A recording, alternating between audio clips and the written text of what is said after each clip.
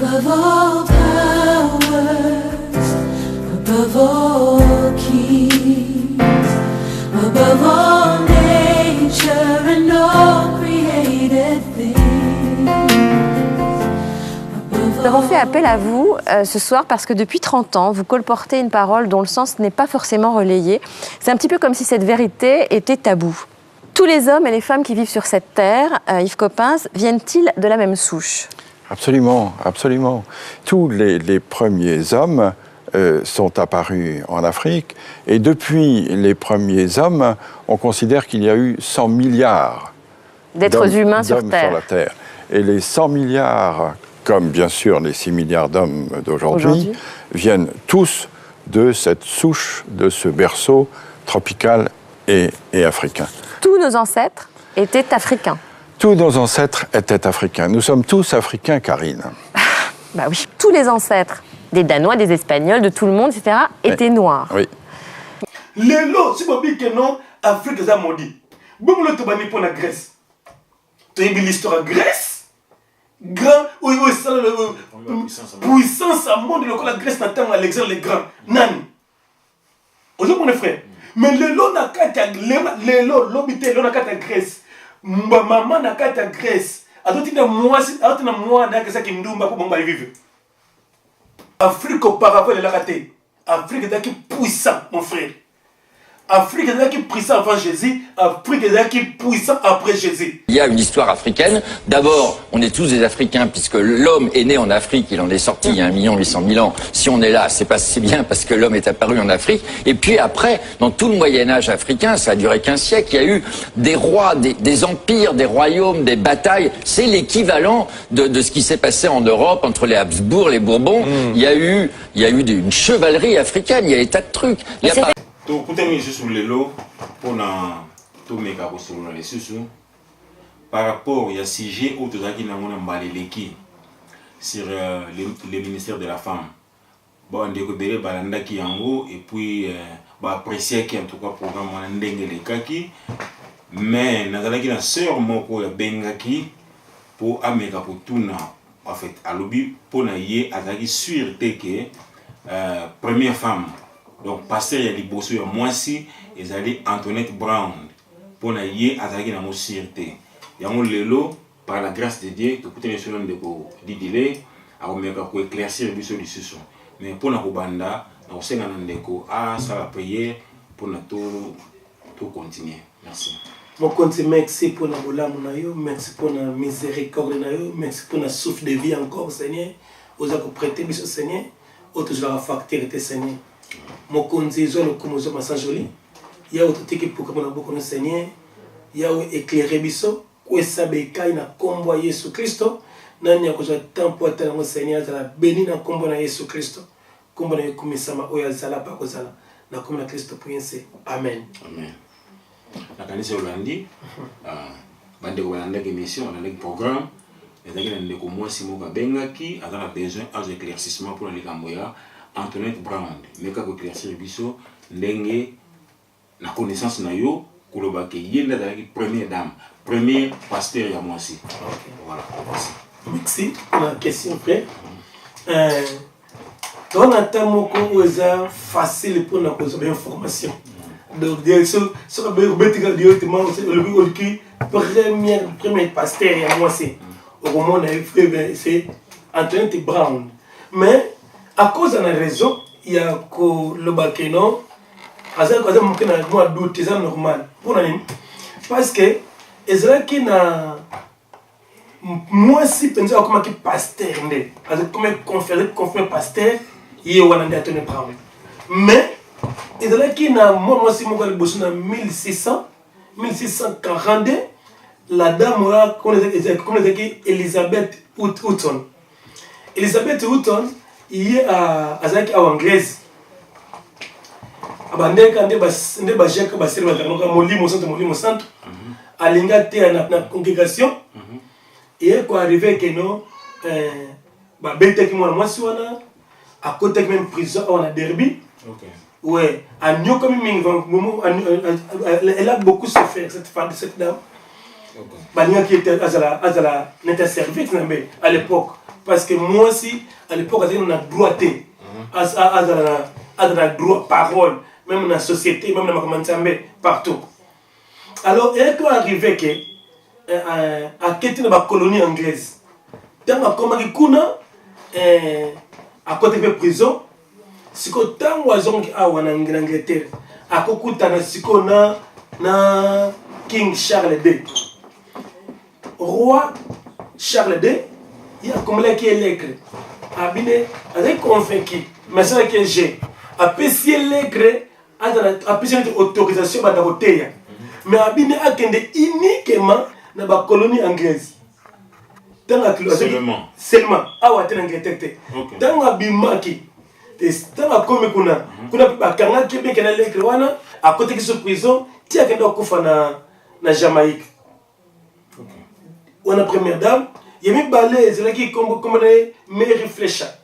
Mary Fletcher, il y a corrigé qui n'était un pasteur, il était l'évêque, na katia prière, na katia l'église, na kiltiwe. Habité mais c'est que ça y a moté, n'était corrigé. Bah quand dame on a bétaillé, bah quoi à côté prison. Qui c'est mais c'est que la femme vraiment de oyo azwaki ou à ceux qui pendant pasteur qui Antoinette Brown pour nous parce que en 1853 wana déjà basi déjà ba comment na droit de la femme c'est que déjà vous avez droit y a côté côté mais droit de la femme OK droit de la femme déjà ba comment ba droit déjà alors si ko y a une femme autre bien Antoinette Brown il a comment qui pendant pasteur parce que c'est une organisation diabolique. Il y a théologie, il y a théologien. Théologie, comme ça qui est pasteur. Il y a un diplôme. Donc, ce qui est dans l'histoire de la femme, première femme, il y a un pasteur. Au moment où il y a Antoinette Brown, mais je suis là, mais c'est ma qualité. Parce qu'avant, moi, même le droit de la femme, moi, c'est la droite. Même dans la société. Donc, il y a un que tu as temps que tu as une facilité d'information. Ce que c'est le cas de Dieu, tout le monde. De la science sera tellement bien. Maintenant, expliquer sur le monde. Pour tous moi, les deux. Il y a des années, tu as des bandits. On peut c'est l'histoire. Dans le 6e siècle, BC ou bien avant Jésus-Christ, l'université bandit dans le collège. Tu as commis en 1635.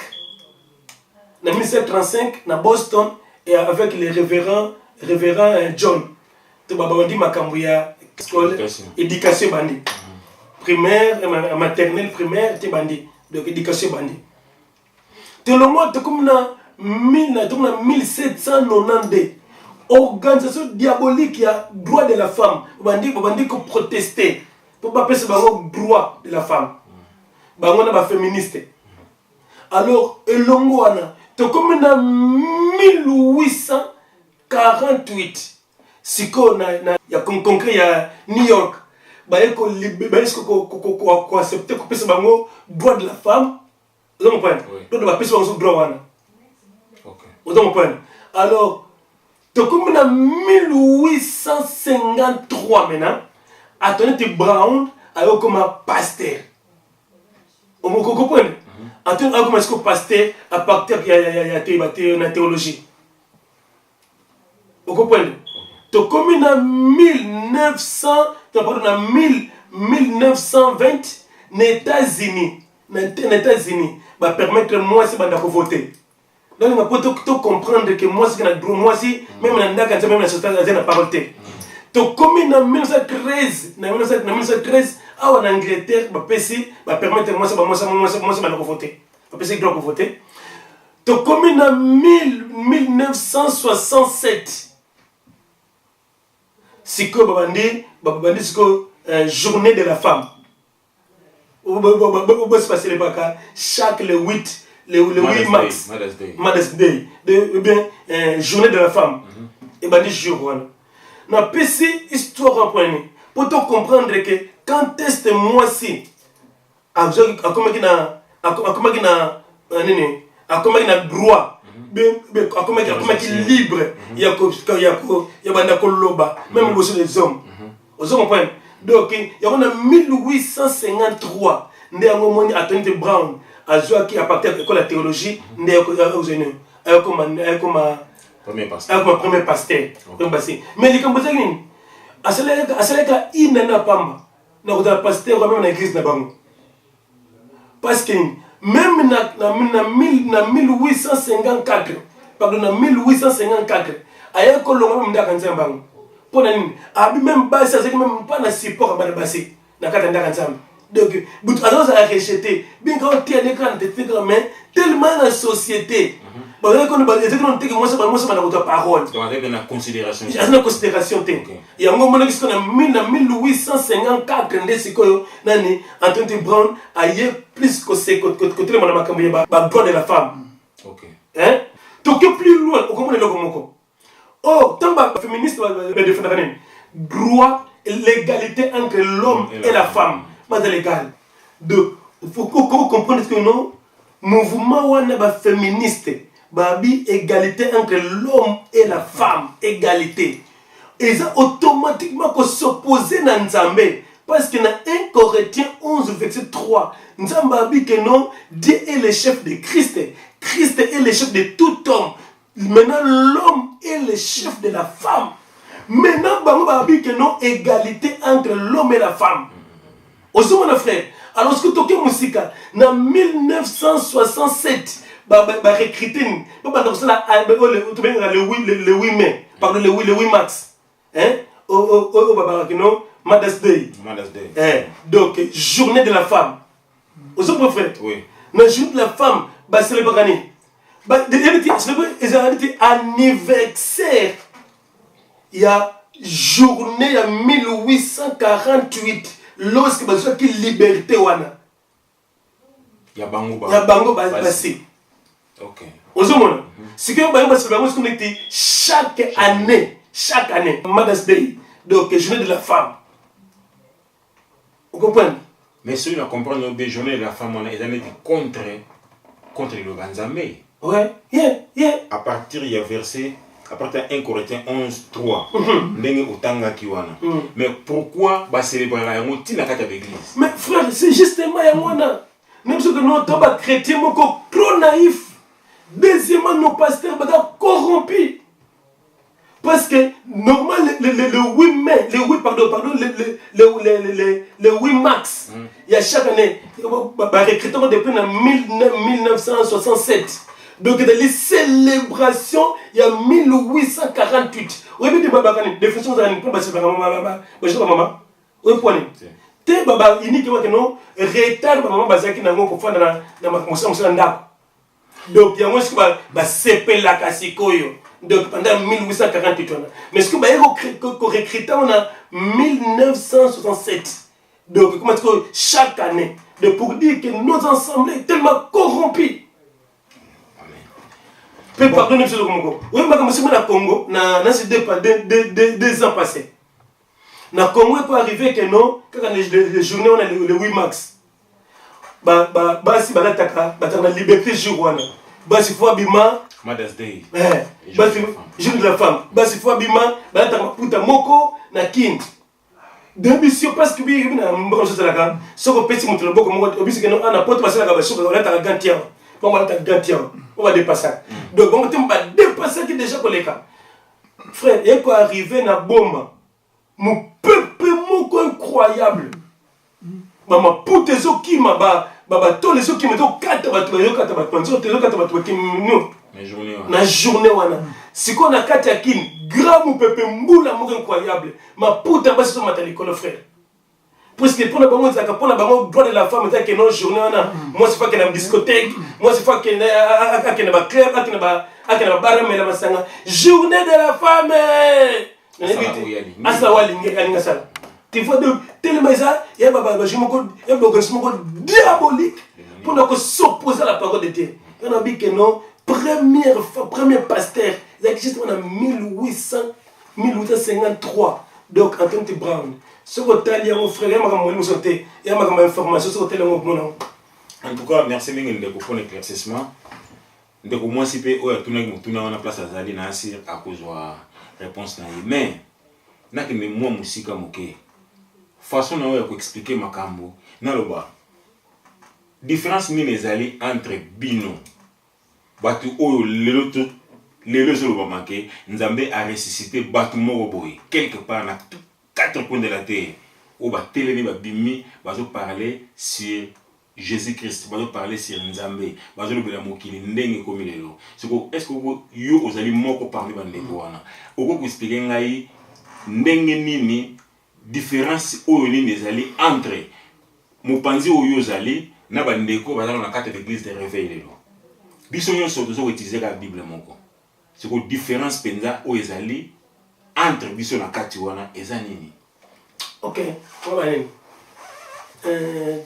Différence ezali au moni on a deux alliances. Première alliance c'est Moïse, deuxième alliance c'est Christ. La première alliance ezali que le misato. Ezali que temple bien ndako nzambe tolaka. Ezali que na sacrifice. Ezali que na sacrificateur. Vous comprenez? Ndako nzambe après Exode 4:16 Ezra qui na ba Lévite, famille moko ba Lévite, bazo ba komba sa nzambe na ba tu ba ko faire ba sacrifice na bango. Bilo comme ça toi. Ezra qui ba système mosaïque, première alliance. Bilo comme ça toi. Vous comprenez mon frère? Okay. Alors, maintenant tango yesoye makambo changer. Ce que mon système on a dans le premier Israël il y a Moïse wana. Il y a un système bandaka nzambe na biso. L'église de réveil. L'église de réveil, parce que quand on parle de réveil, n'ébite réveil, ça vous se barater. Réveil n'est plus le un que parenthèse, tout comme on a dit. Donc, on a trois systèmes. Il y a un système en tant que ça. Donc, le bandit en tant que ça, l'autre en amour. Et ça, on a yes, on a yaté. Mais c'est la yes, soya. Ok. Il y a un point à nous. Au moment de l'eau, tu vas gagner. Mais le bandit en tant que ça, il y a combien on monte dans la vie parce que yo dans la carte on était yo dans les bandes déjà bandé connaître ba bandé ko frère Fortune Bazali ba frère JF Ifongi Bazali vous comprenez ba frère na biso Henri Moura Bazali ba frère na biso Matape Bazali OK lelo bazo parler bazo lobela makama nzambe différemment par rapport à ndenge za ko na carte ya l'église la carte de l'église de réveil tant vous zo baké l'église na biso nous comprendre dans notre mais quand expliquer dans le malin. OK, merci bien aimé. Merci mon frère. Tu as dit système de ton amour. Mais banda quand de ton amour. Oui. Banda quand de ton amour dans système wana. Bi système mosaïque. Au comment on a que bamba toi ya kananda kanzambe na biso. Ya kananda kanzambe. Hein? Temple. Deuxième pasteur de Lévite. Yende pasteur boya ngala te musala nzambe na Lévite na sacrificateur. Si vous voulez un nzambe faut boya pa na ngai. Pasteur mota plus important. Troisième boya na badim na ba offrande na bino sacrifice en wana. Olandi na bebo komisato. Nda temple sacrificateur na sacrifice. Babi yaka nda nzambe. Yaka nda nzambe. Linda nzambe nda nzambe biso.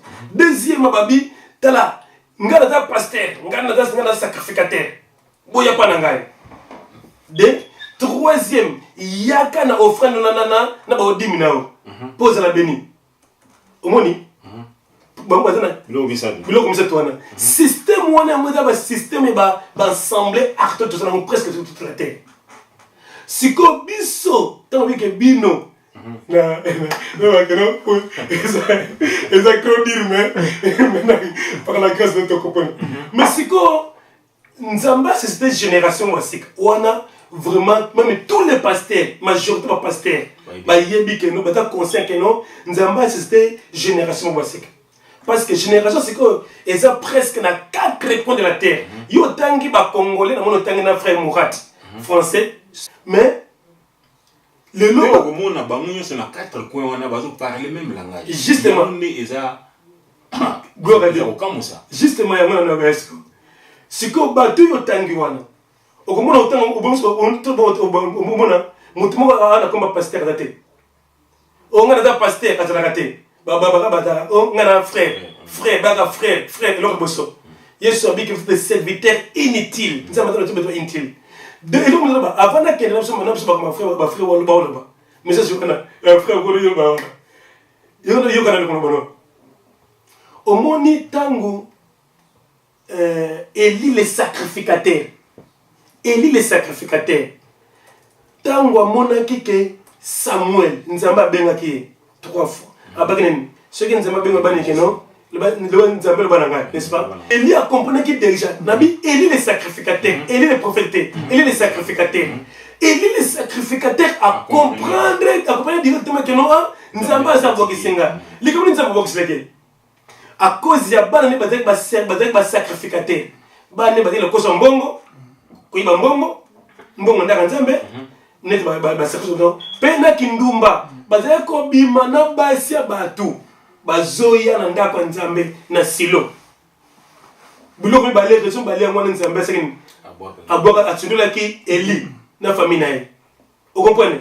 Le lot de yango même action même ba acte oyo banganga nzambe na biso bazo sala bazo bana batu bona mbongo ba mbongo yango ba riche ba mukuna ba riche ba oyo musa côté ki prison ba riche na 4 coins de la terre ba riche. Deuxième année kindumba bazo mana basi mabala baza kondima bazo kondima ndako ya nzambe soi-disant ezala suye parce que bana basi bazo na ndako nzambe bazo la ta sexy pideur ezate hein autrement bazo ndima mo facilement. Pourquoi? Parce que baby que non et ba na beso batbaya bango ba s'enrichir peut mana basi wana autrement. Donc même raison moi il y a on a dit que beaucoup de serviteurs de Dieu soi-disant le lot va comprendre que nous sommes scène à dire que nous sommes assistés génération sec. Yo qu'est-ce que génération sec? Mais ça c'est pas énorme. Quand on comme ça tout wana. Pour na biso, pour na bana nzambe. Ba tout banen. Que non yonde ozanda ko nzambe. A ozanda ko nzambe te. 1 Corinthiens 3 verset 16. Ne savez-vous pas que vous êtes le temple de Dieu et que le Saint-Esprit habite en vous? Sur aucun Hébreu 3 verset 6. Babi na bisonini. Babi Christ est le comme. Babi Christ est le comme fils sur sa maison. Sa maison c'est nous. Donc biso ka noter kune zanda kanzambe te ndaka nzambe za yo ngana za ndaka nzambe na dabo. Les habitation du Saint-Esprit.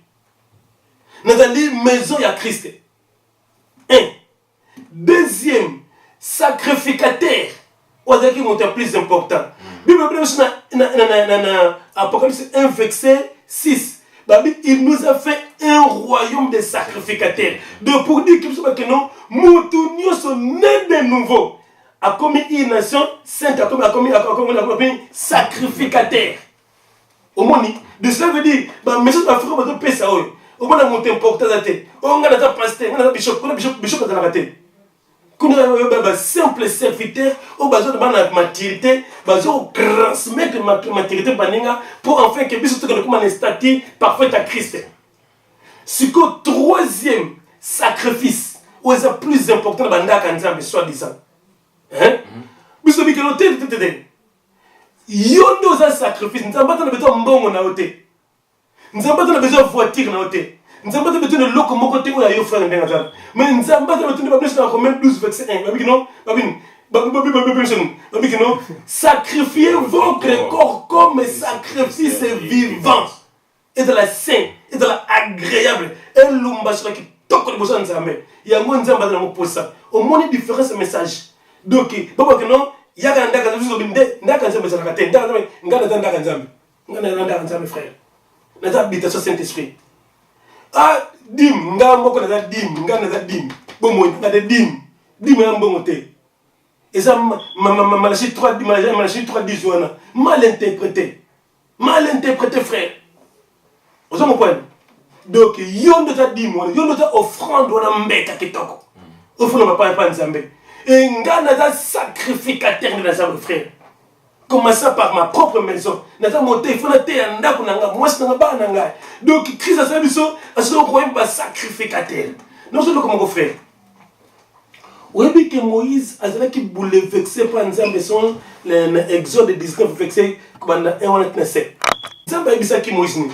abine que non zwa famille moko na Exode 4:16 ba Lévite ba monde ba molobeli nzambe monoko nzambe.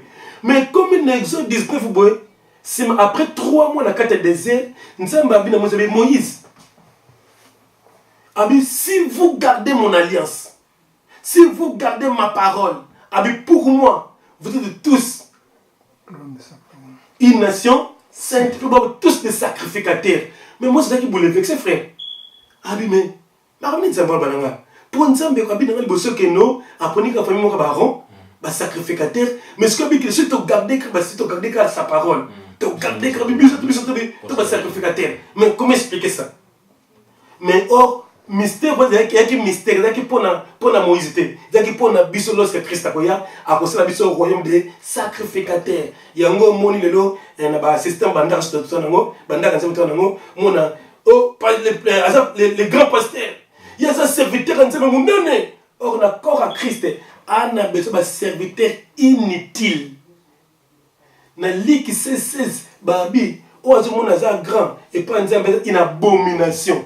Donc voilà le message yango, voilà au christianisme ya Europe. O ba ile biso makambo ya Yesu moko imisu bleu suédois asa to film pornographique wana. Voilà le message yango ile biso na monde entier. Pour na copier baba na nzambe. Mes frères, c'est pas que évangile est 8 en Europe. Ah, bien aimé. Yango Yesu abina Matthieu 28 à partir de 19. Abine allez faites de quoi? Allez faites de toutes les nations. Mes disciples de toutes les nations. Message à Yesu. Et pensez qu'il y a moment moko na monde entier, na 4 mondes entiers, na 4 coins de la terre. Na moment moko na premier siècle. Et comme les gens, ils ont quitté pour en Europe, après en Europe, bah aventurier, ou aller en Afrique, bah missionnaire comme Miyibi. Vous êtes peut-être? Ok frère, si vous pouvez dire ça. Ok. Pouvez dire ce qui peut réellement que l'évangile et vous t'avez n'Europe. Ok. Faut la Bible. Faut la Bible, frère. Tout faut la Bible. Mais oui, qu'est-ce que tu as dit, Macambo et comme musique, frère? Non, non, puisque on a besoin d'éclaircissement. Ok, gloire à Dieu. Tu dis que l'évangile est ça pour les Européens. Mais je te dis mon dernier. Ok, gloire à Dieu. Tu as un acte verset 4. Acte 8, verset 4. Verset 4. Je lis la parole de Dieu. Amen. Ceux qui avaient été dispersés allaient de lieu en lieu, annonçant la bonne nouvelle de la parole. Ok, on l'a bien, frère, on l'a bien. Ceux qui avaient été dispersés allaient de lieu en lieu. De lieu en lieu. Pour faire quoi? Annonçant la bonne nouvelle de la parole. Ok. Si tu as un verset 26, Babi, conviction des non-juifs. Et pas dans le 26. T'as parti à 27. À partir de 27. Là, je lis la parole de Dieu. Amen. Il se leva et partit. Et voici un Éthiopien, un unique ministre de Candace, reine d'Éthiopie, et surintendant de tous ses trésors, venu à Jérusalem pour adorer, s'en retournait assis sur son char et lisait les prophètes Esaïe. Yoka, c'est que frère. Au monde, il y a non juif, nani, africain. Hein? Donc, dans le premier siècle, où est-ce que Philippe, évangéliste. Évangéliste Philippe, Nzambe muto qui tombe beaucoup lié en lien. Et comme la tour Afrique, Nzambe muto a organisé spécial message. De Nzambe c'est organisation spéciale. Au monde il tombe beaucoup au monde ba bikeno Paul akena correct. Paul akena Philippe. Paul akena au monde. Atinlek nana ya kuna pana na Rome kuna.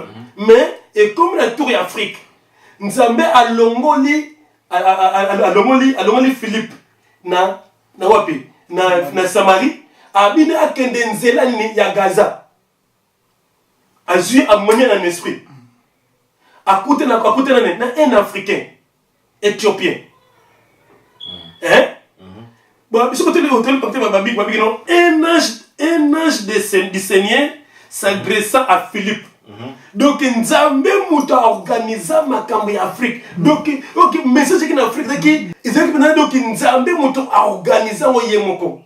Ah donc en jaillet muto bande ko ba na Philippe akende kutana na Éthiopien africain. Vous comprenez? Quand dans le premier siècle, lorsque tu ne pas la bonne nouvelle lié en lien. Vous comprenez? La parole de qu'en Afrique. Maintenant, en tant que 53, Éthiopien, en tant que Christ, je vais Philippe Abmelier. Donc, Nzambe, il y a beaucoup de Philippe à combien d'esprit tina chemin Gaza. À côté de l'Éthiopien, à PC, à baptiser. Tipuana kena monsieur tin Afrique. Tin Afrique ba se convertir en Christ comme chrétien. Comment ça n'était parce qu'en Afrique déjà, on va dire que ça le vrai Dieu que ça hérité. Au moni enique wana. Na oteka na Jérusalem ko sambela. OK. Parce que la reine de Saba adala ki mwasi anani abotaki na Salomon. Na kati Afrique, ba aussi ba kende ko sambela na e ba ko sambela na Israël à l'époque Éthiopie puissant en Afrique ko saka na moté. Donc Salomon comment na fait balaka la frère. Ya makamba lelote. Na comme sur comme ça. So que na Marc 15 verset 21. Au moment na ba bina Simon les sirènes. Azaki na africain. Ou à combien croyez au côté mon plaît frère pour les Marc 15 à partir de 21. Marc 15 21. Marc 15 21. Je lis la parole de Dieu. Amen. Ils forcèrent à porter la croix de Jésus. Un passant qui revenait des champs. Simon de Cyrène, père d'Alexandre et de Rufus. Et les Rufus. Ok. Azakinen, Babin, Simon de Cyrène. Cyrène est avec un Libye. Azaki Libyen. Oyo kumba qui croit à Yesu, ko bandeska Yesu alemba ki wana. Ti akena uten noir africain. Mona na ye. Le père d'Alexandre de Rufus. So que dans Romains 16, verset 13, Basimbaki église primitive na kati ya Rome. Basimbaki église na kati ya Rome. Alexandre bamona fina Féris, africain. Vous comprenez frère? Donc l'évangile est européen. Et il était autonome, évangile européen. Il y a conseil de Nicée à 325, il y a Constantin, il y a un goût en Afrique, c'est que il y a Pierre. Mais bon, frère, invité, c'est pas que Bissot Noir te a maudit à partir de nous. Bien aimé. Il a maudit. C'est que le Bamaka, que nous Bissot Noir te a maudit à partir de Noé, voilà. Bien aimé. Tala. Oyebi, Bible ne l'obéit l'Afrique ma bête. Bible ne l'obéit nulle part en Afrique. La Bible est testimoniée. La Bible l'Afrique ma bête. Est-ce que Yebi. Rien, c'est pas ma bête Afrique. Est-ce que. Oyebi, tu vas dans toi, non. Frère, tu vas dire Makambo. Et on s'en musique. Non, premier, ils ont besoin moins persistement. Ah bon? Ok, gloire à Dieu. Ok, merci, gloire à Dieu. Nous sommes là comme paradis de revenir, j'ai donné la gueule. L'Afrique. L'Afrique. Ah. J'ai des ailes d'Afrique. Mon yé bien, mon frère. Ok. Ce que Babina Bissou dans Genèse 2, verset 11 à 14. Babina Bissou. Babina Bissou que non. J'ai des Israéliens qui dans l'Afrique. Tina. Dans le Moyen-Orient. Vous comprenez? D'où, na bandi. Afrique, Bible, le ma bête. C'est quoi toi que tu as fait? Yobi n'a que non, Afrique va maudit. Ok. Il y a ma philosophie, ma théologie, ma mindelo, ma théologie. Na koya na kopesa na sika l'union de mécanisme bandi. Bible n'a bisobo. Déjà ce côté déjà que dès le début déjà. Au moins que non, Afrique, ils ont qui n'a déjà des na 4 genre. Au moins que Afrique j'ai des là qui même en Afrique dans Moyen-Orient. OK. Là comme ça vous comprenez. Il y a mis balé. Il a dit que non, ba Afrique baza modi. Hein? Non pas que vers Noé. Ndenge bato le bak. OK. Ce que tengi na Genèse 9. Ba bi na biso ke no abotek ba na misat, n'est-ce pas? Abotaki Cham, abotaki Javet, abotaki na Sem. OK, ba misat wana. Si que ba bi na biso Cham a monaki nudité de son père. Après c'est une akia biso ba ndeko na ye. Ba ndeko na ba ye ba talité ba couvrir ndeko na bango. Ba couvrir papa na bango. Lorsque papa na bango tanga lambuki kuite seli, papa na bango tanga prendre makambo wana. Abi na biso boy, yo ko eno bi. Noé maudire ni Cham, wa monaki nudité na ye. Mais Noé a maudire Canaan. Vous comprenez frère? A maudire moi na été, mais à maudire Canaan. Moi na ya de Kokonaï. So que dans chapitre 10, tu as un chronique, hein? Il y a Sem, il y a Chavet, il y a Cham. Bah bisco Cham a boté qui bana 4. Cham a boté Couche, Éthiopie, a boté Misraïm, Égypte, a yo bota Avila eza Yémen, a yo bota na Canaan, Palestine. 4 enfants. Vous comprenez? Si on a 4 enfants en Afrique, à maudire, on est sur 4 étés. À maudire, moi, na Moko. À maudire, Canaan, Palestine. Tu as vu l'histoire à Canaan, non? Juif, comme Israël. Canaan. Yango de na bonne modisaki. Donc, na Bible, eza nulle part où que ba Afrique ba qui maudit. Vous comprenez? Mais c'est là qu'il est Canaan. Ce que tu as à partir de 9, 25, ti na 27, tu as na Genèse 9, 25, tu as les solo wana tango abandi ko maudire. Abi ozabi Canaan za l'esclave ya frère na ye ya Javet. Vous comprenez? Vous avez fait? Alors, si on est Afrique, Afrique, et c'est là qu'il a dit Couche, et c'est là qu'il Éthiopie, Misraïm, et c'est là qu'il Égypte, na Yémen, pardon, Avila, et ça Yémen, il y a un moment où dans Genèse 2, vexé, na deuxième fleuve, Babi Avila, Avila, ça Yémen. Alors, 4e mois, et c'est qu'il Canaan. De pour dire que non, bibliquement, il y a 1000 places en Afrique, et c'est là qu'ils m'ont dit. Mais Cham, c'est là qui perd de l'Afrique, vous comprenez? Mais c'est comme Makambango et Witawa. Justement. Si comme on retourne à Bino, on dit que non, Afrique est maudite. C'est qu'Afrique est maudite après Jésus ou avant Jésus? Après Jésus. Après Jésus. Ok, merci. Parce que Afrique, dans la Bible, puissant, parce que Afrique. Puissant pays, continent très puissant. Oui, pour la bien qu'Afrique de l'humanité. Parce que l'Afrique est liée à un refuge. Ils sont réfugiés, des Européens en Afrique. Parce que bon, c'est réfugiés en Afrique. Le monde est tout réfugié en Afrique. Yes, il y a beaucoup de temps à botter, mais il y a aussi réfugiés en Afrique. Il y a aussi que non, Afrique, c'est en Égypte. Il y a aussi Égypte qui est pays puissant à l'époque, puissant, il y a toute la terre. Égypte. Que ça n'a pas été. Tala même na tango wana basi la pyramide avec 600 millions de qui y a l'or millions. Vous comprenez? Abraham akendaki abakana ko makisho. Akendaki na ko makisho na Égypte. Sima ya kokosa ndabo kokosa ke maz ser na ngai, hein? C'est que c'est demi vérité. Après ça ni ba pesa ki afora pesa ki ba bien nyonso.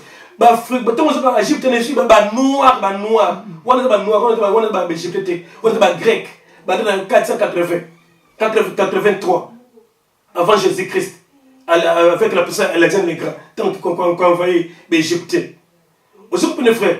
Donc, il y a Tangwana, et ça, pour se rendre compte, sauf qu'il y a 2 Chroniques 14, verset 14, au monde à Kenon, dans l'Éthiopie, avec King. Zara. Il y a plus de 1 million de soldats. Nous sommes maintenant dans l'histoire du monde. King Zara. 2 Chroniques 2:14. Alors qu'il y a des guerres contre Jérusalem, hein? Contre le roi Assa, avec 1 million de soldats, 300 chars. Il fallait le roi Sarah asenga Nzambe ana aide wana abike juste un faible mais tu vas plus puissant que nous. Pays le plus puissant. À part ça, sur le Isaïe 20, Esaïe reconnaît que Azo prophétisé contre l'Égypte, dans l'Éthiopie, comme un pays puissant de la terre. Hein? Parce que Israël a Assyrie. On le Isaïe 20. Isaïe 20. Comme on a un, on a tinasé. Comme on a 3, on a tinasé. Au monde a que non, Égypte, na Éthiopie, un pays plus puissant. Donc, Afrique, à l'époque, Israël a confiance dans l'Égypte, dans l'Éthiopie, pour ne contre les Syriens. Alors, il fallait ce qu'on Nzambe pour c'est bon. Na monté de notre espoir, on veut malheur à celui qui se confie à l'homme. Nous sommes passés à Bik et non, attends, c'est ni pendant 3 ans. À cause de Yanni. Parce que, à cause de Juif, tu es monté en Égypte, na Éthiopie. Pour abonder la banque contre les Syriens. On peut comprendre qu'à l'époque, l'Afrique, comme un pays puissant, que ça a monté frère. Tout ce que c'est mon cœur. Si on a nombre 12, nombre 12 verset 1, nombre 12. Deuxième femme, il y a Moïse, africaine, couchite, éthiopienne. Pour la deuxième femme éthiopienne, africaine. Et pourtant,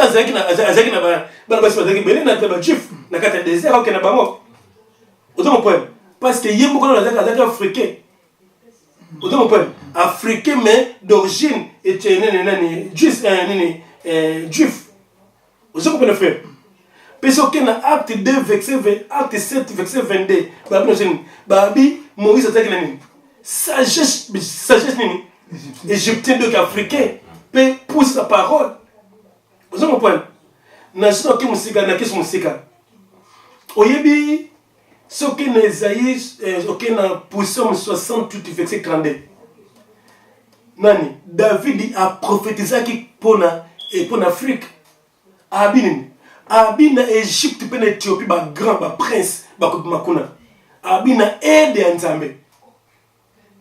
Vous comprenez? Donc, comme en 1916, avec prophète Yabarasta, comme on a eu Marcus Garvin. Marcus Garvin a eu prophétisé. A eu prophétisé pour Sélassie. Vous voyez Sélassie? Dernier, 225e king, empereur, nakati Éthiopie. Na descendance ya Salomon.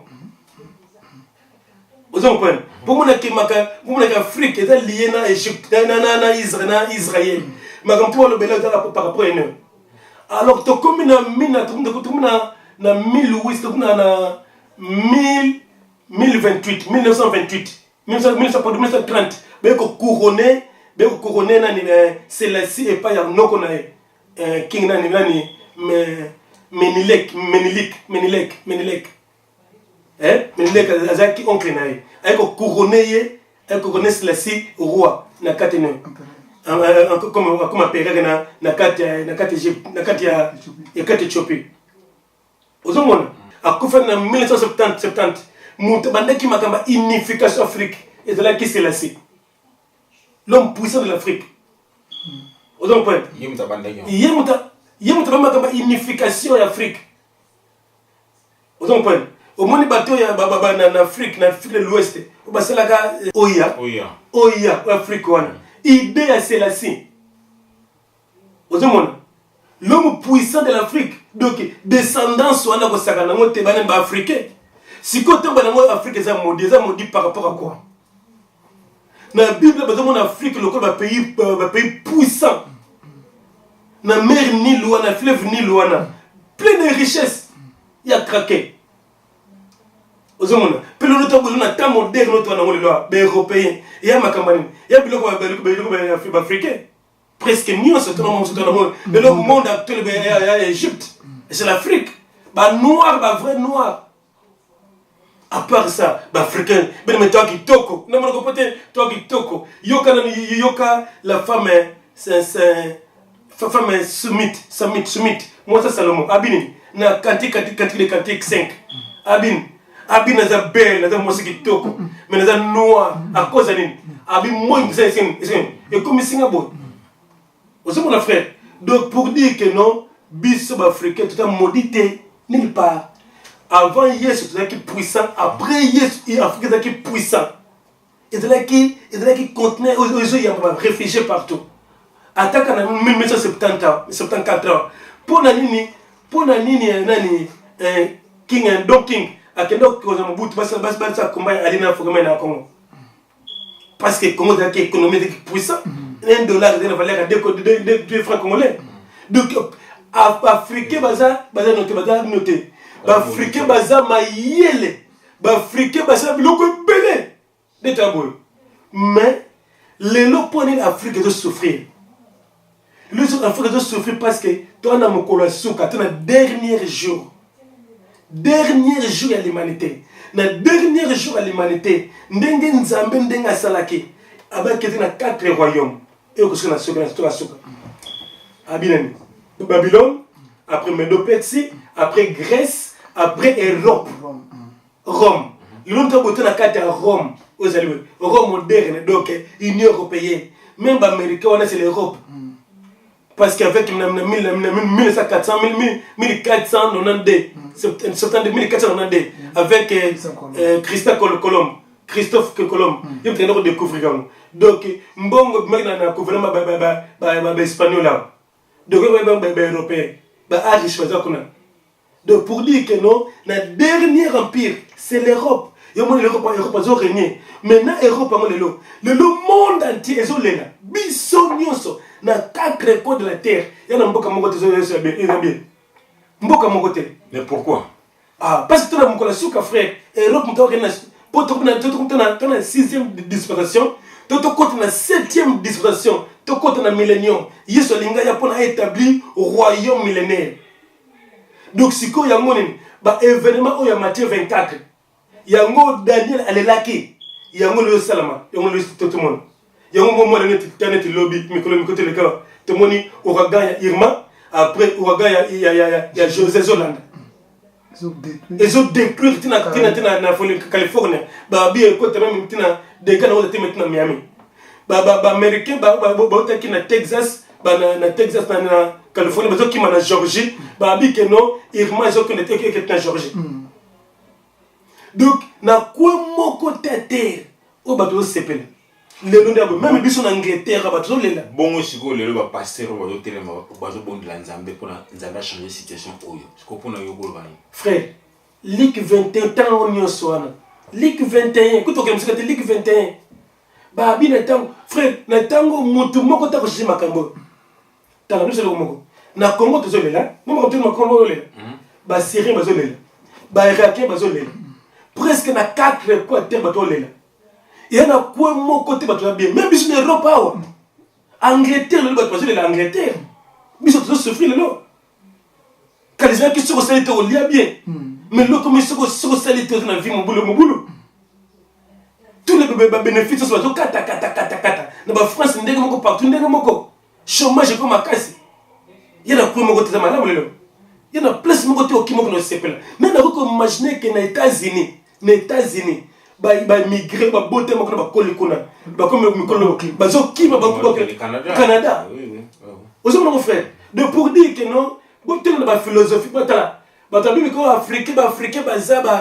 modi na so ezali ba juif na ba palestinien na ba musulman OK merci poni ba juif ba bi que non babi que no moniteur ba nowe na ba ne ba yake na magna kata no ba magna kata ba kata bato ba rapport sexualité ne bien monté mais transformer bien tout monde y a monté ba binza ba pesi ba rapport sexualité paraît-il d'après bango que Cham akende osala rapport na mbwa yango mona baji yango mona bamiso babenga biso bambwa babenga bafrika bambwa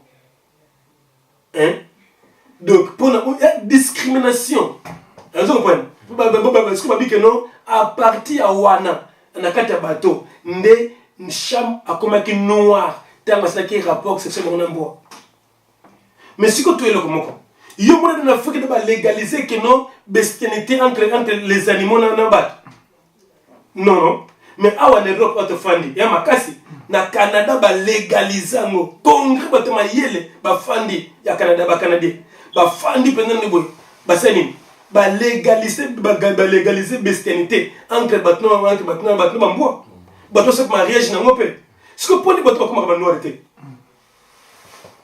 entre temps bi na biso africain na banana ba mindele ba ne ba se ba matalité ya ko mana ba nyam n'est-ce pas que on va européen poni bakoma ba mboate ba bato ba cheval poni bakoma ka makakote poni bakoma ba noirité aussi mon frère donc il y a ma philosophie moi parce que ma camboana et yesu elandi ti na ba diaboliste ba sataniste ba ya théologie na théologie ba ndaka ba théologie ba biko mi ba ngana te parce que nous sommes maudits à travers la charme yebisanga ba bina biso avec charme na 4 ban azlaki na couche Mizraïm azlaki na avila azlaki na kana mais ba biso ko tali na Genèse 9 ba bina Noé azo maudire Cana ni son fils mais maudire Cana a maudire inanete ba africain ni yemente a maudire Cana aussi on peut le faire Cana le ba palestinien ce que ba palestinien siko de tout ba musulman le siko pour ba longola que non ba ba maudite aussi on peut ba parce que ni que non les ba africain ba maudit pour nani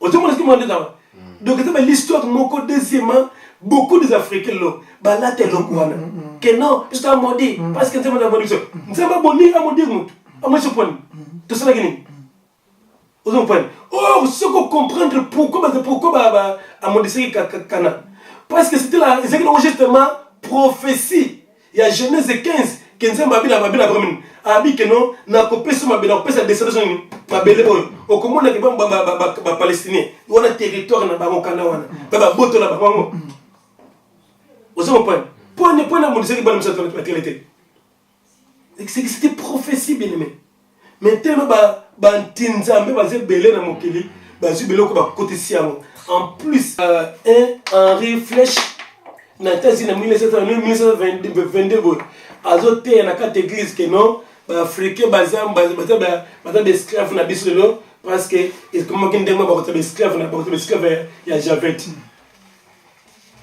mais n'importe quoi il y a une base par rapport à les chrétiens de pour dire que non biso en Afrique ne sont pas maudits ba africain ba sema comme belé et belé ba africain ba sema mayele tilo ba africain ba mayele mais promptement ba africain baga mayele on mali ba belé mais motema na bisonde ya malamu te ozo comprendre n'a rien à voir na muko za modi awa na poto ba to mayele ba muke mais muke na mo bazali ba mu batana bazana motema na donc c'est l'autre moko ba ni ba sa ba charité indele ba mindele ba riche non ba tiens pour na biso ba biso chrétien pour na ba kolombo kana premièrement ba mindele ba pauvre donc bato mbongo ya poto bato mayele bato yede ba pauvre mais tandis que biso okomona nini muto na mboka ndika donc soka pa na yemo s'enrichir ka yemoko azo penser pour ninga te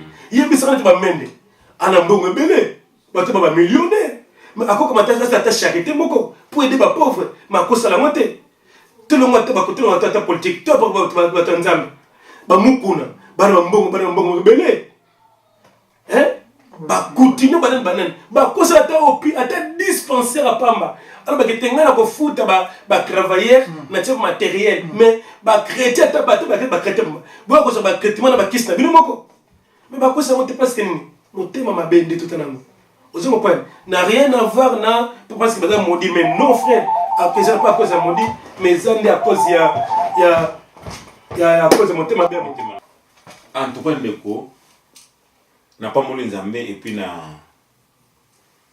na ko remercier mingi surtout bandeko oyo penza nzamba osimba mitema na bango pona ko attirer intention na bango ko landa message oyo mais na nyoso to landi pena ndeko na habité au pese explication moko za clair to comprendre pena ndenge makambo évangile ezali mais sikoyo to suka nango ndenge nini puis compromis eza nini par rapport à nyoso oyo ko expliquer biso awalelo pour quand même compromis faisala ndenge to fandi to landi yango il faut toyeba quand même que sima ya makambo sima ya koyeba makambo to sala nini.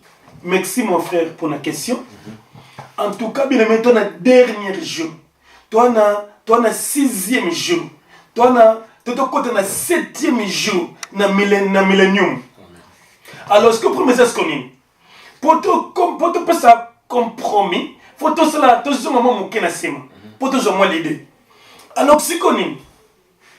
Trobanini. Tant no wa na 500 ans botaki bana misato. Bana misato wana Javet, Cham, Nassem, bango misato. Mais tant qu'on na 600 ans, il y a âge na ye. Maintenant, nous sommes pas bengaye. Abi na ye Noé n'a trouvé le seul juste parmi toutes les générations. À cause de la méchanceté, à cause du péché, lesquels m'a cassé. Il doit revenir. Nous sommes pas bien Noé. Il faut se langa bateau. Ça la bateau.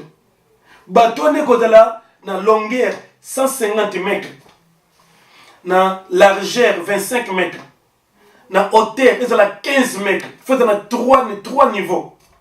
Donc il y a qui fois 2 stades, il y a mes stades. Des bateaux mounènes. Ils ont construit na 8 personnes pamba. Noé moi si na ye na ba ne misa tembal na bas na bango. Batongi bateau mounène. Tant basi si bateau. Nous savons maintenant Abina Noé. Abina Noé. Au cause 7 couples. Il y a les animaux impurs. Au delà 7 couples. Il y a les animaux purs. Bakota na bateau. Mais yo cabinet après 7 jours. Si ma 7 jours. Ndela bato beto betambula. Abina mbulu beta 40 nuits. Na 40 jours. Frère, l'année le motobiwana. Noé tant comme na 600 ans, chiffre 6. Après, bakota babanyama 7. Après abisonini 40. Ton chiffre 6, ton chiffre 7, ton chiffre 4. Mais nous avons tout la 7. Babi nabiso. Justement le 17 2 mois. Il y a l'an 600, il y a Noé. L'âge à Noé. Babi nabiso, mbule bando beta. Nous avons fait un bando beta mbule. A fond ba clips à l'écolo, ba souks à l'écolo, pe souks à C. Mai bandiko ba mai yokuta l'écolo pe na C. Tout comme justement dans les 17 encore 7 mois, il y a 600 ans, il y a âge à Noé. Babi nabiso nini? Babi nabiso bateau côté mana na Turquie de Turquie na montagne ya Arabe. Mais mai mbula sili mai zera partout. Vous comprenez? Noé donc comme justement les premiers, il y a premier mois, il y a l'an 601, il y a âge à Noé. Noé c'est besoin 7 jours encore. À respecter mes instructions dans ma personne. Bien aimé. 7 jours encore Noé zélé. Après, tu es sur Colombe, ceux qui me laissent, ceux qui placent votre ceux qui m'appellent comme sec. Et quand qui déjà. Après, tu as justement na fleur, il y a Olivier. Aïe, nous comprenons que nous m'appelons comme sec. Donc, comme maintenant le 27. 2 mois, il y a l'an 601. Il y a âge à Noé. Donc, c'est là qui total 387 jours. Na Katiabato. Maintenant, nous avons 600 âge à Noé. Après 7, maintenant les 7, na 4. Ce qu'on a eu. Ce qu'on a eu. Frère, donc 600 ans à Noé, ils ont presté 6e disparition.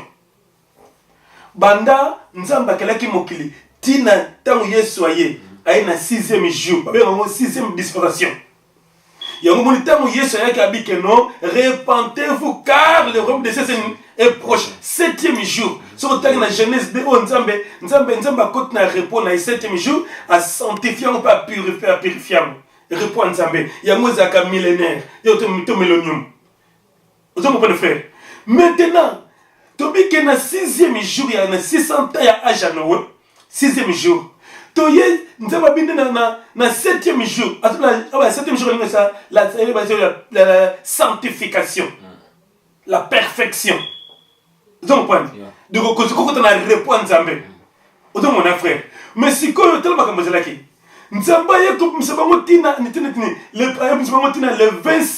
le 27 2 mois il y a l'an 601 il y a Noé le ba côté 7e jour ozo point 601 donc de 700 ans il y a âge à Noé ndebe ko seni be ko malibanda donc no balini le monde entier pendant 40 jours et 40 nuits de 40 jours 4 jours chiffre 4 les 4 points cardinaux sont donc nord sud est l'ouest toute la terre vous comprenez frère donc nzambe le long de taboy toi na 6e jour donc ça dernier jour donc le long de taboy maïza partout na 4 coins de la terre vous comprenez l'Afrique ils ont souffert parce que ils ont maudit mais l'Afrique ils ont souffert dans 4 coins de la terre à cause de nini à cause des derniers jours dernier temps pour te compter dans millénium vous comprenez frère donc nous avons battu ce que parce que natanga Noé tant on voulait bander ko bêta les 17 2 mois il y a l'an 600 l'âge à Noé frère bon ba faire mal mon côté bato to kufa msuna kata moi bato te pas ozo mon point donc le temps 4 coins de la terre il y a na kata mai toujours là tanga Luc 21 verset 11 nous yesu ndenga bi na tamo ndeko sala abi de crimes de la terre ce que te moni au Rwanda ngesali et bandi balmoko na ile ba français na ile ba anglais na ile ba hollandais na et keti na Californie et keti na Miami et koti na Mexique babi de c'est un crimes de la terre 8,1 ya makasi babi non mon c'est la matin frère notre boy ba je makamba Afrique terre na le Sierra Leone ba toujours na siko parce que landslide et cela me connaît ngomba et comme poto et zo tambola et ça met presque partout dans Asie partout non seulement non mais seulement l'histoire de l'humanité frère vous comprenez moi partout de bateau comme là vous comprenez frère donc pour dire quoi notre boy dans makambo ya Rohingya peuple mboka na bango moko frère mais ba minorité parce que ba musulman ba senini ba bengani bango o ba kimaki na Inde frère ba Inde bazako protester ba bimisa bango ba bengana bango lelo si bobi que non Afrique za maudit bon le to bani pour la Grèce tu as l'histoire Grèce grand oui ça puissance à monde le la Grèce n'attend Alexandre le Grand nani ozo mon frère mais lelo na kata lelo lobité lelo na kata Grèce maman na kata Grèce atina moi na kesa kindumba pour bomba vivre ozo mo point tala mboka pousser la Grèce na mikolo de fleuve ya Niger et tout tonda mai ba bi que non parce que fleuve Niger est entouré na 6 pays donc c'est 3e fleuve monnaie na carte Afrique ba puisque Nigeria Bénin ba pays beleza même maintenant ils ont un problème très sérieux ce que bato ngaba parce que bato na baba na Niger na capitale ba que na musika mais ba kende wap na Afrique autant mon frère donc bien mais de toi boye na 4 coins de la terre na kata mai si ko solution ça ka moko amen plus de mito muto na place au kemate faut mutaki magana bato c'est la parole bateau oui amen la parole bateau de amour mutu tout façon on a vraie parole pas biksan tama tango tala omoni ba sataniste mais ba beso na bible be européen ba beso ba ya falsifié pour ba na ya ben terrain vous comprenez ba no que no po bonga et yango ba passer sur terre ya kana mbongo po bonga or nzamba saki mbongo te mbongo n'a rien à voir na romdesi vous comprenez mbongo tembo la kana évangile te parce que tango nzamba saki mokili asaki mbongo te tango nzamba ba nzamba sali nyoso mbongo tela ki te mbongo semi kala mingi tango. C'est quoi il faut de manini, pas serviteur. Pas serviteur comme on peut pas serviteur, il faut pas se repentir. Bango. Mais pourquoi pas? Mais bien zambete. Bah ça l'on va ventiler on va toi yoka. Bote. O diaka na mbongo po obonga. Hein? Baba tiaka mbongo. Yaka na mbongo. O sala bien na vie. Mbongo. Frère na tango ba mbongo. Même Kabila mbongo ne okenango nulle part. Bible nous de symphonie ba mbongo ko rouillé ba mbongo ba na ngolelo ba to la mbongo frère ça ba distraction ba pasteur faut ba se repentir ba muku ne faut pas se repentir parce que muku ne ba bandaka bien azo te votre sanctification faut se repentir ba kiziami ne faut ba bandaka bien boko te votre sainteté faut pas se repentir ba bungi satana bungi sibango alexis ba mbongo na basi d'accord tant aujourd'hui ba ke ba pasteur il faut pas se repentir. Mes frères, non que c'est pas surtout c'est un bon et ça bon. N'évitez parce que bah né de nouveau quand même. Bien aimé. Bah toi na ba yemba ki nzambe au pardon de début. On est côté évangile pire parce que bah c'est repentant qui est vrai vraiment. OK. Bah c'est là qui peut nzambe. Vraie repentance, on a fait toute la sincère. Bah t'es qui nzamba solo. Mais après le temps, au moins nzambe ne moni satan ne c'est pas balam. Oui. Accès balam mbongo. Cupidité. Le bateau en amour, la cupidité, amour d'argent. Ils ont couru vers l'argent. Ils n'ont pas l'amour de Dieu. Et retourne dans mon client, maille partout, frère. On a 6e jour. 600 ans, l'âge à Noé, frère. Maille partout. Les 17, déjà, maille, font un maquis. On a dernier jour, quand on a Yesoya qui tire, qui se reçoit, deux taboues, qui calamité, on va l'ingaya. Aucun ambongo, frère. Tango, je me rends bon, tango comme mutu na mutu zonga panze pa bika frère neto boy mokili ko bonga ata mukolo mokote o moni Trump sakin abenga pasteur pour sembla pour na États-Unis est-ce que moi comment et ba de gese te de gamte akuta benga ba venturier so akuta na vrai abenga moi na nzamba solo ayanga bana que non to linga te e ko salama parce que ton 7e jour to côté na millénaire de notre passe na mokulito makasi au monde moi titala bolinga longo bat tama balande mabande to divorce tama divorce ne ko le comme au ce monde bana mi ke espèce à sauter tala la te la batu pide reza sauter tout oui pide reza sauter kat na batu au ce monde pourquoi parce que na tango to komi Satan n'a pas tellement côté parce que on nzambe abumela comme na tanga nawe. Vous savez à cause de péché. Masumuleke makasi mingi. Yango Yesu abakini. Abi ndenge zaki na tanga nawe ndeko zana. Ah frère. Ndendo tabwe tanga nawe za pamba. Na tango ya sodomite zaki pamba parce que l'autre tabwe tona babenga kana na médecine. Chirurgie générale. Justement. Vous comprenez? Donc comme la tango ma baissé les collègues ma sumo lumbi sur le pan nzambe nzamba sala ki mokili uniquement pendant 6 jours à dire que 6 jours 7e jour nzamba kota na nzamba pas que sur le repos et s'il pour mutabika ezaka loko moko la parole pure à se repentir pure bato que bandaka nzambe ça la plein bato bonga mitemate bato kende pona nini dimanche ayembaka pona nini azo kende pour alata. Ok, de comment on moi na place na fana nda côté rythme moko boy bato ba na sambelaka mais déjà aussi mon frère ma monté de vélo mais ce que tourner soit mon angote mboko fani boy soit 10 ensembles différents soit 10 membres d'église différents tellement ça banda ko tomba question point to point au kenda kanda point au sambelaka point au yoka réponse au comme on n'a rien à voir na éternité n'a rien à voir. Vous comprenez? Bana ana même ceci. Azala mvota kumvota. aza mbongo, aza voiture bien et kitoko sika. Ozomona portable bien sika kitoko soki ba galaxy na bikote.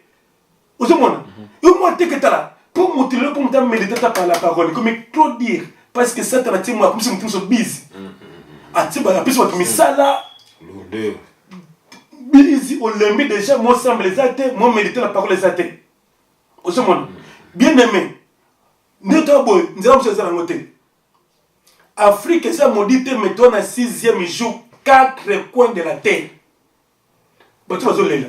Afrique, auparavant, elle a raté. Afrique est puissant, mon frère. Afrique est puissant avant Jésus. Afrique est puissant après Jésus. Mais dans le dernier jour, dans le 6e jour, nous sommes en Afrique. Et nous sommes en Europe. Nous sommes là. Parce que nous sommes en Europe. Nous sommes sous-informés. Même si nous sommes en Europe, le monde entier est en Nzala. Nzala, nous sommes en Nzala. Le monde entier. Nzala zolo eza nzala ya liloba nzambe ou bien nzala pena ya na liloba nzambe na biloko lia ndeto ya boye moni ya ndeto ya boye biloko original ezalaka so te yebisanga yo liaka mandarine oza na mbuma na kati awa na aéroport eza te ok sikosi ndenge nzambe asala mbuma asala fruit ezala sa mbuma na kati okuta mbuma wana nde yango nde ezala de semence justement na kika mukika justement pour la dans ba fruit on comprend tout les biloko ça fake biloko ça naturel te on comprend ce qu'on tangi Luc 21 verset 11 frère tanga Luc 11 verset 21 au comment on a commencé à bien abi tremblement de la terre abi ba peste de maladie ba cancer ma gamé de Ebola ma gamé tout sur la terre abi la famine il y a un moment où partout dans le monde entier. Avec la crabron de la terre, avec la guerre, avec la cambo non to monate. Il y a un moment où mona. Il y a un moment où Mexique va venir ba mona ngote. Californie va venir ba mona ngote. Na ba île ba France na ba mona ngote. Mais ba to ba no ba mona ngote. Ben metango ya ngol. Ne toi boy, toi na maïs partout. Alors, tu te comptes dans le 7e jour. Amen. Ce qui aura raté bien aimé, mot de Roselao. Mon frère, justement. Ah, merci Mingi. Nzamba za lokumu papa. En tout cas, tu pas moli nzambe pour la soirée na biso lelo. Nzamba lobi na circonstance nous surtout comme ça yaka. Yenda bomisa ki soirée ya lelo pour na nzela na yande ko na biso tous en connaissance autozui. Nzambe apambola ndeko nyonso oyo akoza na volonté, akoza na posa ya kopusana koluka koyeba kotala émission oyo ebandeli tina suka pe soki otali yango luka oyeba eloko nini oyo ekosala en tant que moto compromis ezali kaka kozonga na parole ndenge liloba nzambe elobi nzambe apambola biso amen.